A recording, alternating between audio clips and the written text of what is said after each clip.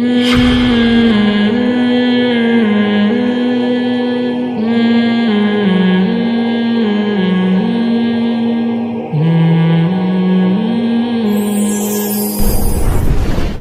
خدمات پر معمور ایک آرمی کا ہیلی کاپٹر گر کر تباہ ہو گیا، جس میں کور کمانڈر کوئٹہ سمیت 6 فوجی افسران شہید ہو گئے۔ اللہ تعالیٰ ان فوجی افسران کی شہادت کو قبول کرے۔ دیکھو پوری قوم کو اس وقت ان شہداء کو اپریشیٹ کرنا چاہیے۔ سیلاب زدگان کی مدد کرنا اصل میں تو سویلین کا کام ہے۔ ہماری آرمی میں درجنوں خامیاں ہوں گی، لیکن جب بھی ملک پر کوئی ایسی اجتماعی مصیبت آتی ہے، الحمدللہ آرمی کے جوان بڑے بڑے آفیسر وہاں پہنچتے ہیں۔ زلزلہ میں دیکھ لیں، میں ایک دفعہ کراچی سے لاہور بائی ایئر جا رہا تھا، ایک آرمی میں کوئی میجر بیٹھے ہوئے تھے پیچھے، وہ مجھے دیکھ کے آگے آ گئے گپ شپ لگانے کے لیے۔ ریکویسٹ کی جو میرے ساتھ بندہ بیٹھا تھا کہ آپ وہاں بیٹھ جائیں، تو بیٹھ گئے۔ تو میں نے پھر پوچھا آپ یہاں کراچی میں کیوں آئے؟ انہوں نے کہا ہم یہ جو اتنی بڑی وہ جو جھیل ہے نا، وہاں سے کراچی کے لیے پانی کی نہر نکال رہے ہیں۔ وہ میجر تھے آرمی میں۔ تو میری ڈیوٹی یہاں پر ہے، اندرون سندھ ڈیوٹی تھی۔ یہ جو کون سی جھیل ہے یار، یہ جو اندرون سندھ ہے نا، تو کراچی میں پانی کی قلت ہے، تو ہم لوگ وہاں سے نہر کہاں تک لا رہے ہیں، پانی کی لائن لا رہے ہیں کراچی تک۔ تو میں نے کہا یہ آپ کا کام تو نہیں، یہ تو سویلین کا کام ہے نا، یہ آپ کا کام تو نہیں ہے، آپ کنٹینر میں۔ اور میں نے کہا یہ بائی ایئر آرمی نے آپ کو ٹکٹ دیا آنے جانے کا؟ نہیں، میں اپنے خرچے پہ ہوں، بائی ایئر آرمی کی طرف سے ٹکٹ نہیں ملتا ہمیں، ان کے بقول میں اپنے خرچے پہ آ رہا جا رہا ہوں جہاز میں اپنے، باقی آرمی تو لانے جانے کے، لیکن جہاز کا نہیں ٹکٹ دیا وہ اس نے۔ کہہ رہے میں 1 ہفتے سے کنٹینر میں تھا میں۔ تو میں نے کہا یہ تو سول گورنمنٹ کی ذمہ داری ہے۔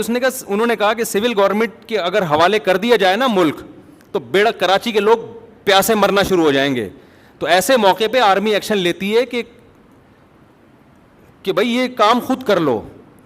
میں پھر بتا دوں، لوگ جب میں اس طرح کا بیان کرتا ہوں، لوگ کہتے ہیں آرمی کے سارے گناہ اس نے معاف کروا دیے، یہ کر دیا۔ ان میں درجنوں خامیاں بھی ہیں، لیکن آپ خامیاں سنتے ہیں تو خوبیاں سننے کا بھی تو تحمل ہونا چاہیے نا، دونوں چیزیں سنا کریں۔ ایک تھرک نہیں ہونی چاہیے کہ انسان کو کسی سے ایسا بغض ہو جائے کہ یک طرفہ بس وہ باتیں سنیں۔ تو یہ بہت اچھا، خاص طور پہ ایسے موقع پہ تو اپریشیٹ کرنا چاہیے نا۔ سیلاب زدگان کی مدد کے لیے لیفٹنٹ جنرل گیا ہوا ہے یار، کوئی بہرحال بات ہوتی ہے۔ اور پھر مدد کے دوران ہیلی کاپٹر گر کے وہ شہید بھی ہو گئے، تو یہ تو بہترین شہادت ہے کہ آپ اللہ کے راستے میں نکلے ہو۔ ایک تو وردی میں ہو آپ، دوسرا آپ وردی کی ویسے بھی موت اچھی موت ہے کہ آپ ڈیوٹی کے دوران شہید ہوئے ہو، دوسرا آپ اس میں مدد کرنے کے لیے گئے ہوئے ہو۔ تو یہ ہمارے تو سویلین کو چاہیے کہ وہ پہنچے وہاں ہیلی کاپٹر میں، شوپنیں بانٹیں اور یہ جو کچھ کریں۔ تو بہرحال بہت اچھا ایک امیج گیا ہے فوج کا لوگوں کے سامنے، اور پھر انہوں نے جو جانیں دی، اللہ ان کی شہادت کو قبول فرمائے۔ اور دیکھو لوگ مجھے کہتے ہیں آپ فوج کی تعریف کرتے ہو، میں آپ سے، جو آدمی ملک کا خیر خواہ ہوتا ہے نا، وہ وہی بات کرے گا جس میں ملک کی خیر خواہی ہو۔ پاکستان کے پاس فوج کے علاوہ بچا کچھ بھی نہیں ہے۔ ان کی خامیوں کے باوجود، میں یہ نہیں کہہ رہا ان کی جو خامیاں ہیں میں ان کو خوبیاں وہ جو خامیاں ہیں وہ ساری دنیا کو بتائیں، لیکن اسلام کیا کہتا ہے؟ خوبیاں اور خامیاں کو کیا کرو؟ پلس مائنس کرو۔ سعید ابن مسیب رحمہ اللہ تعالی ایک بہت بڑے تابعی ہیں، وہ کہتے ہیں میں نے جب لوگوں میں دیکھا، میں نے معیار بنایا کہ اچھا وہ ہے جس میں کوئی برائی نہ ہو، برا وہ ہے جس میں کوئی اچھائی نہ ہو۔ کہنے جب میں نے اس معیار پہ لوگوں کو پرکھنا شروع کیا تو مجھے ایک بھی ایسا اچھا نظر نہیں آیا جس میں کوئی برائی نہ ہو، اور ایک بھی ایسا برا نظر نہیں آیا جس میں کوئی اچھائی نہ ہو۔ تو گویا وہ کہتے ہیں میں نے معیار چینج کر لیا، کیونکہ اگر آپ کوئی ایسا شخص دیکھیں جس میں 100% اچھائی ہو، برائی کوئی نہ ہو، تو میرا خیال ہے آپ اچھا آدمی تلاش کرتے کرتے دنیا سے چلے جائیں گے۔ اچھے آپ کہیں گے دنیا ساری بری ہی ہے، تو آپ کے تبصرہ غلط ہوگا۔ اور اگر آپ برا آدمی تلاش کریں اور ڈیفینیشن یہ ہو کہ برا اسے کہتے ہیں جس میں کوئی اچھائی نہ ہو، تو میرا خیال ہے پھر دنیا میں کوئی برا آپ کو نظر نہیں آئے گا۔ آپ کہیں گے ساری دنیا اچھی، کیونکہ ایک آدھ اچھائی تو ہر ایک میں ہوتی ہے۔ تو وہ کہتے ہیں میری نظر میں اچھائی اور برائی کا معیار کیا ہے کہ خوبیاں زیادہ ہوں، خامیاں کم، اور برائی کا معیار یہ ہے برائیاں زیادہ ہوں، خوبیاں کم۔ سمجھ میں آ رہی ہے بات؟ تو آپ جتنے گورنمنٹ کے ادارے ہیں ان تمام اداروں کو کمپیئر کیا کریں، آپ فوج کے ساتھ کمپیئر کیا کریں، یک طرفہ فیصلہ نہ کیا کریں کہ اس میں یہ خامی یہ خوبی، کمپیئر کریں، کیونکہ دنیا کمپیئر کے اصول پہ ہی چل رہی ہے، تقابل پہ چل رہی ہے۔ دیکھو آپ نے مسجد کے لیے امام رکھنا ہے تو 10 آدمیوں کے انٹرویو کے لیے بلاؤ گے، ان میں ایز کمپیئر ٹو ادر جو زیادہ اچھا ہوگا اس کو سلیکٹ کرو گے نا۔ کیا ہو گیا میرے بھائی؟ یا آپ کہو گے 100% ہم مجھے صحابی جیسا اچھا امام چاہیے، ملے گا آپ کو مارکیٹ میں؟ آپ کہو گے یار 10 آدمیوں نے انٹرویو دیا تو یہ والا ہمیں نسبتاً زیادہ اچھا لگ رہا ہے.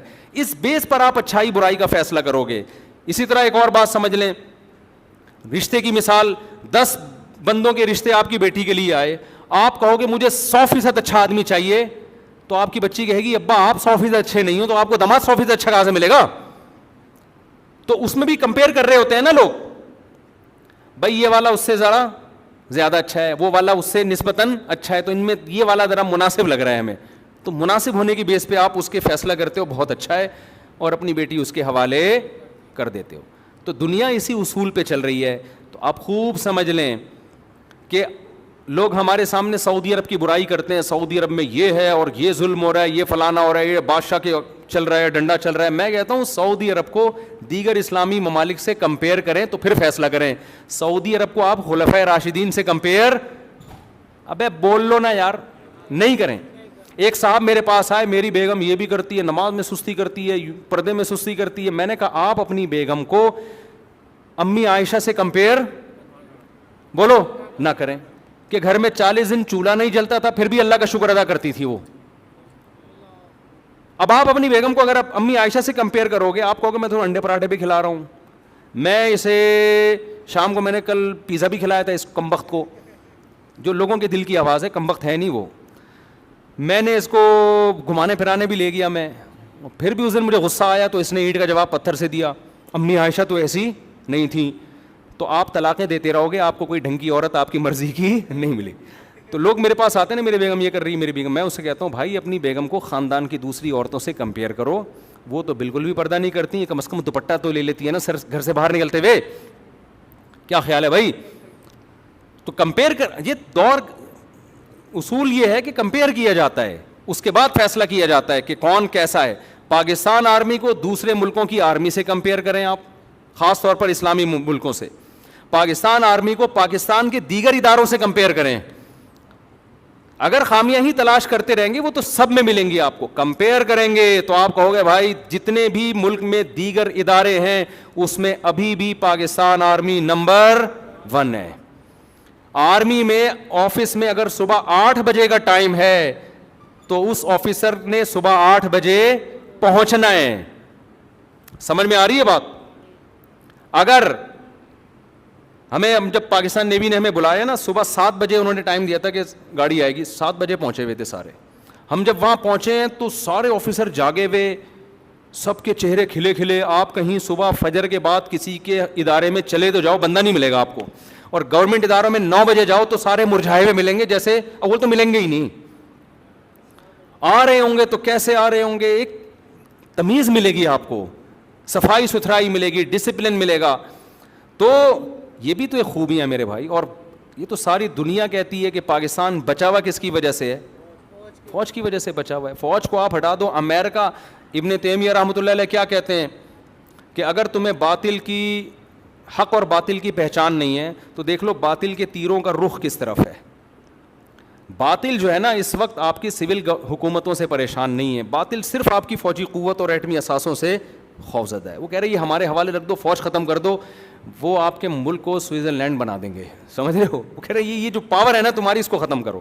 تو یہ بھی تو ایک خوبی ہے. پھر میں بتا دوں جو لوگ اعتراض کرتے ہیں آرمی نے یہ کیا، وہ اعتراضات اپنی جگہ درست ہوں گے. کچھ تو غلط فہمیاں ہوتی ہیں، کیا نہیں ہوتا، لیکن وہ اعتراضات ہم مان کے کہہ رہے ہیں کہ پھر بھی ایز کمپیئر تو کمپیئر کیا جائے دیگر اداروں سے تو عالمی کا پلڑا کیا ہے؟ بھاری ہے. میں ملا ہوں لاہور کے، جب تک دیکھو ہم بھی یہ پھینکتے تھے، بہت بڑے پھینکو تھے، جب تک ہم ملتے نہیں تھے. جب آپ اپنے ڈڑبے سے باہر نکلتے ہو، ڈاکٹروں سے ملتے ہو، انجینئروں سے ملتے ہو، سائنسدانوں سے ملتے ہو، فوجیوں سے ملتے ہو، عدالتوں سے ملتے ہو، آپ کو پتہ چلتا ہے حقیقی نالج ہے کیا. اگر آپ انٹرنیٹ پہ معلومات لیتے ہو، فیس بک کی معلومات لیتے ہو، یہ فیس بک اور انٹرنیٹ آپ کو گمراہ کر دیتے ہیں. صحافیوں سے پوچھتے ہو، صحافی عموماً پیڈ ہوتے ہیں، وہ ان کو ایک ہدف دیا جاتا ہے کہ ابھی عمران خان کو گرانا ہے، ابھی عمران خان کو چڑھانا ہے، ٹھیک ہے نا. تبھی آپ ان کے دیکھو پچھلے سال ایک کو چڑھا رہے ہوتے ہیں، اگلے سال اس کے بالکل اگینسٹ چل رہے ہوتے ہیں. سب کی بات نہیں کر رہا، جو صحافی میرا بیان سن رہے ہیں ان کے علاوہ کی بات کر رہا ہوں، ورنہ وہ حشر نہ ہو جو مولانا طارق جمیل صاحب کا حشر کیا تھا.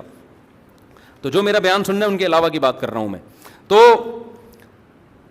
نالج ہمیشہ آپ جب تک ان لوگوں سے نہ ملو.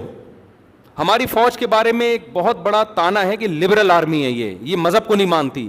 ہم بھی یہ کہتے تھے, میرے جو بیانات آپ 2006 کے اٹھائیں فوج کے خلاف بیانات تھے, اور اتنے خطرناک بیانات تھے کہ شگر ہے اس زمانے میں ریکارڈ نہیں ہوتے تھے, میں اندر ہوتا آج. پل ہم نے جو اپنی رائے تھی وہ دی. ہم جب چلے پھرے تو ہمیں اندازہ ہوا کہ ہمارا وہ گمان غلط تھا, وہ گمان غلط تھا. پاکستان نیوی نے میرے شاگردوں کو, میرے اس لیے کہہ رہا ہوں کہ میرے اسپیشل نہیں تھے, یعنی اور بھی علماء کے شاگرد تھے, میرے کا مطلب مجھے یقین سے کہہ سکتا ہوں, ہمارے شاگرد جو عالم تھے کمیشن آفیسر بھرتی کیا ہے ان کو. یار دنیا کی کسی آرمی میں مولوی کا کوئی مقام ہے کہ اس کو کمیشن آفیسر بھرتی کیا جا رہا ہو صرف مذہب کو مذہبی موٹیویشن کے لیے؟ تو یہ بھی تو ایک خوبی ہے. میں کور کمانڈر سے ملا لاہور کے. اچھا میں فوجیوں سے ملتا بھی نہیں ہوں, کہیں ملی ہوئی تصویریں آ جائیں تو سمجھ لو فوجی نے مجھے اپنے آپ سے ملایا ہے بٹھانے کے لیے. مجھے شوق نہیں ہے سرکاری عہدیداروں سے ملنے کا. کور کمانڈر سے بھی ملاقات ایسی ہوئی کہ وہ پیغام بھجوایا کہ وہ میرا بیان سنتے ہیں تو بڑا شوق ہے ملنے کا. کئی بار مجھے کہا کہ آپ لاہور آئیں تو ایک ویسے ہی سلام دعا کے لیے, میں نہیں گیا. کئی بار میں لاہور گیا پھر بھی نہیں میں ملا. میں نے کہا ایسے میری تصویریں آ جائیں گی لوگ کہیں گے فوج کے آدمی ہیں, حالانکہ میں نہیں, مجھے کوئی لینا دینا نہیں ہے.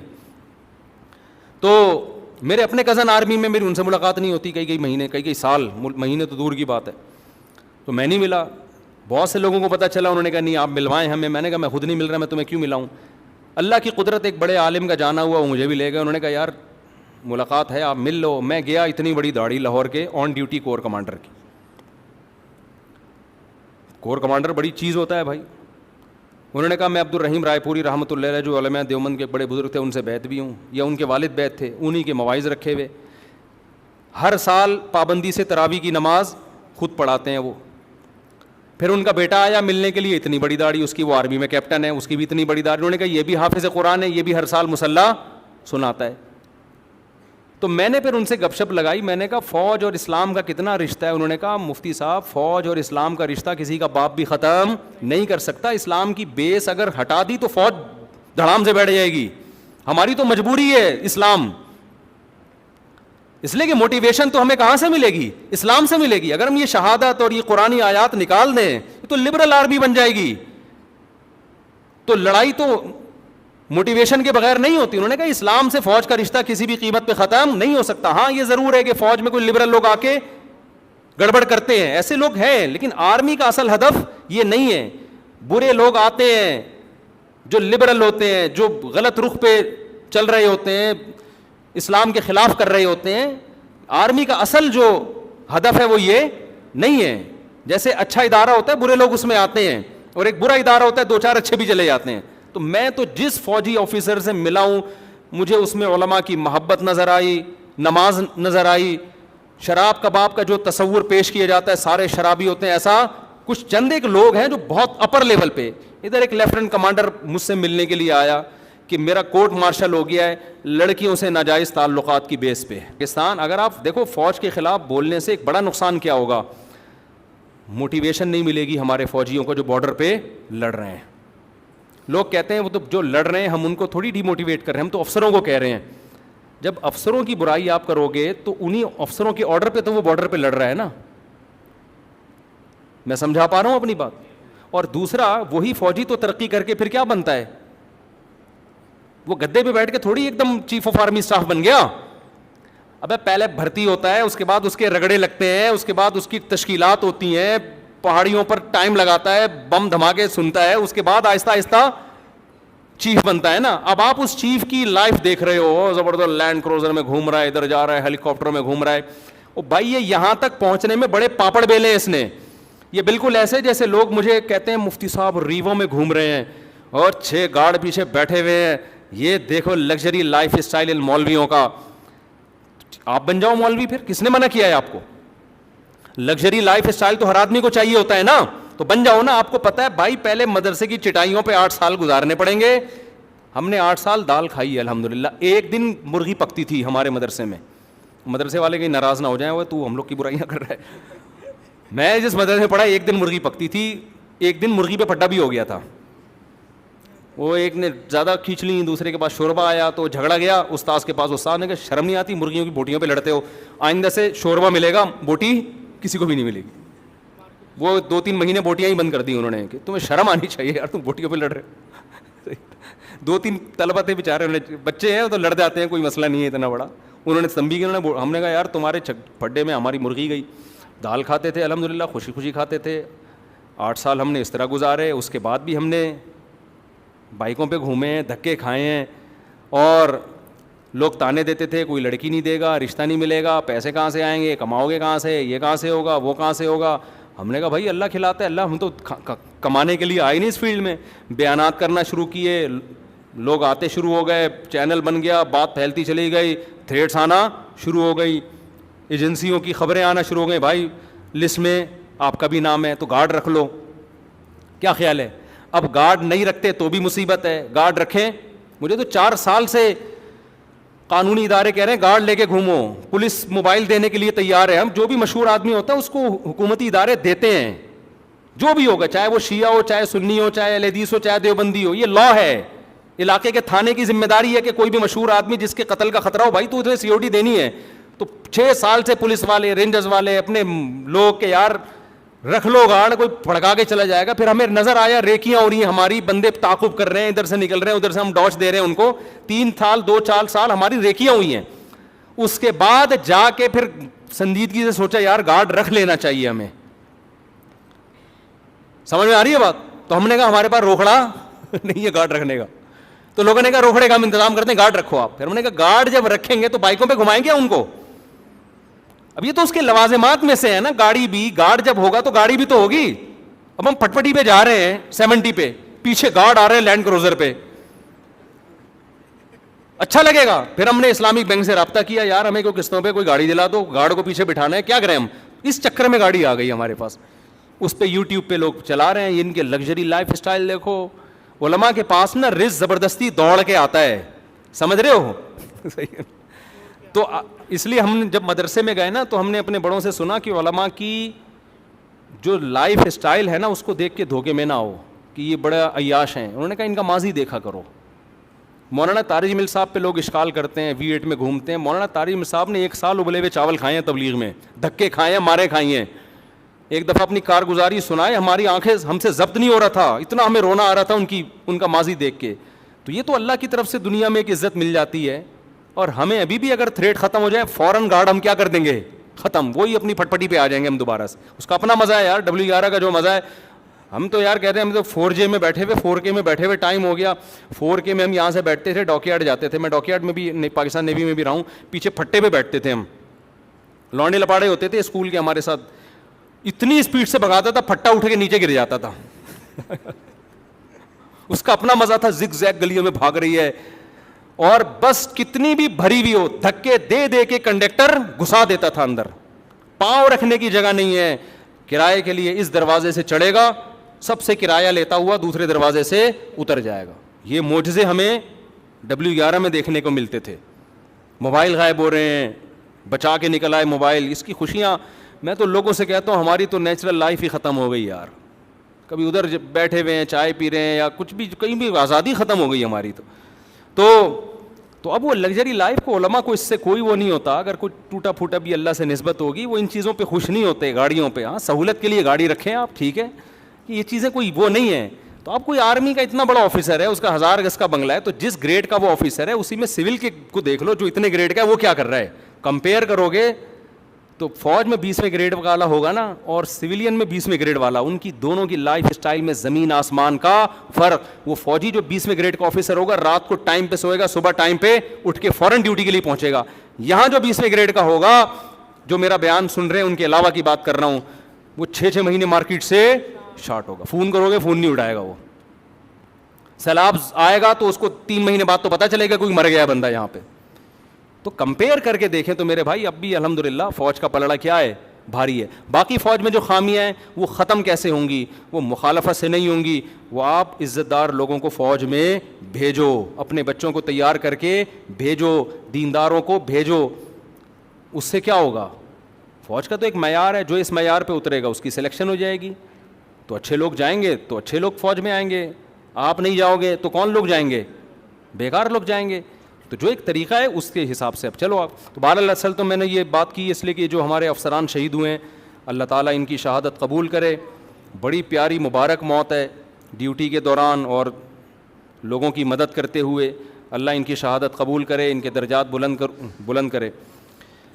اور اپنے لیے بھی دعا کریں اللہ ہمیں بستر کی موت کے بجائے میدان کی شہادت کی موت دے. نبی صلی اللہ علیہ وسلم نے فرمایا, صحیح حدیث ہے, لا وددت ان اقتل فی سبیل اللہ ثم احیا ثم اقتل ثم احیا ثم اقتل. 4 دفعہ آپ نے فرمایا میری خواہش ہے کہ میں اللہ کے راستے میں قتل کیا جاؤں, پھر زندہ کیا جاؤں, پھر شہید کیا جاؤں, قتل کیا جاؤں, پھر زندہ کیا جاؤں, پھر قتل کیا جاؤں, پھر زندہ کیا جاؤں, پھر قتل کیا جاؤں, پھر زندہ کر کے قتل کیا جاؤں. 4 دفعہ آپ نے شہادت کی. یعنی اتنا پیارا عمل ہے, اللہ بار بار یہ کام کرے. تو شہادت سے بڑی دنیا میں مسلمان کے لیے کوئی عزت کی موت نہیں ہے.